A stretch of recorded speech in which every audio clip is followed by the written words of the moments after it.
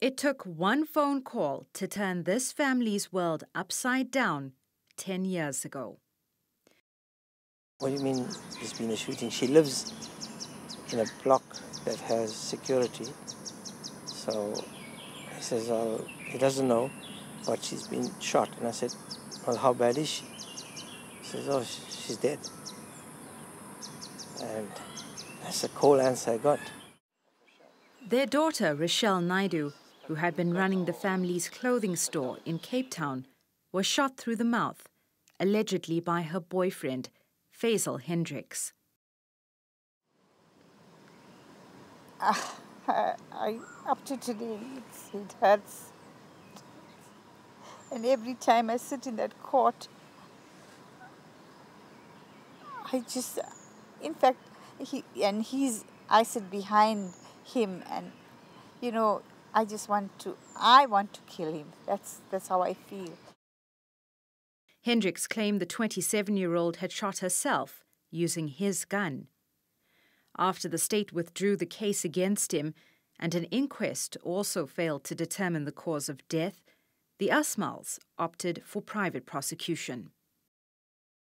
My advocate told me that, look, that is the only recourse you have. And I was prepared to, because I genuinely felt that there was no way she would commit suicide.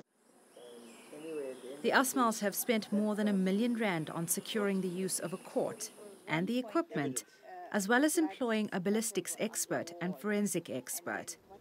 Private prosecutions usually happen after the state withdraws or refuses to prosecute. One must be able to prove to have a substantial interest in the case, with approval from the Director of Public Prosecutions. You also have to actually gather the information that's normally gathered by the police and that the prosecuting authority then evaluates. So for all those reasons, it is both as a matter of law and of practicality, it is not easy to actually conduct a private prosecution and to do so successfully. De Vos believes that the Asmalls case was bungled. Well, the problem that we have with the justice system is, of course, that people feel that it's not easy for them to get access to justice. Firstly, it leads to vigilantism, because then, people can get killed or assaulted, even if they are not actually guilty, because one takes the law into your own hands. So that's very bad. And secondly, it's bad for the system because we need to believe that the system will, in most cases, if people do their job properly, will result in some kind of justice. If it doesn't happen, then the whole system becomes less credible.